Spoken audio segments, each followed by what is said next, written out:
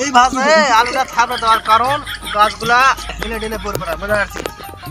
আর গাছগুলা হেলে ঢেলে পড়বে না, আর মাটিটা সিঁচা দেওয়ার সময় ভরার সঙ্গে পানি পায় নিচে ঢলকে যাবে না। এবার জানাকে থাকবে দিলে দেখতেও সৌন্দর্য হয় এবং আলুর গাছটাও সৌন্দর্য বৃদ্ধি লাভ পায়। এই দেখো আমি কোটা আছি জানেন, আলু বাড়ি কাম করবে আলু বাড়ি মানে কামলা দিবা বাড়ির আলু। প্যান্ট পরে খালি অফিসে যাওয়া যায় না, বুঝতে পারছি। প্যান্ট পরে কৃষি কাজও করা যায় এবং আলুত মাটিও দেওয়া যায়। মানে আলুত মাটি দিলে আলুটা বড় হবে, কষে দেওয়ার পর আলু বান্ধা লাগবে, বুঝছি।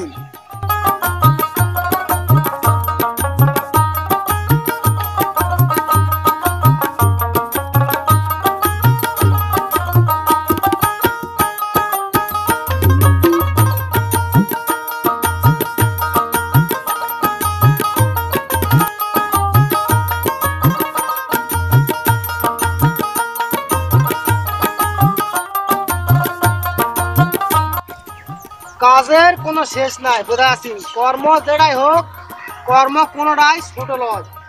সব কর্মই নিজের মনেকে করলে সুবিধা এবং সহজ হয়।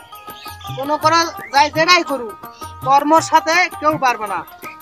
অনেকে আছে প্যান্ট পরে অফিস আদালতে যায়, আর আমি প্যান্ট পরে আলুত মাটি দিবা আসি।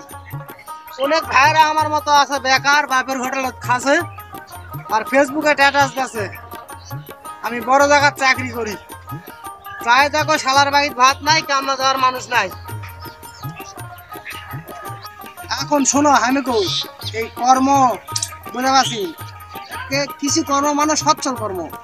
বেকার থাকার থেকে এরকম একটা জমি কন্ট্রাক্ট নিয়ে কৃষি কাজ করবি, বেকারত্বের হারও কমবে, নিজের সংসারে কাম হবে, বুঝছি।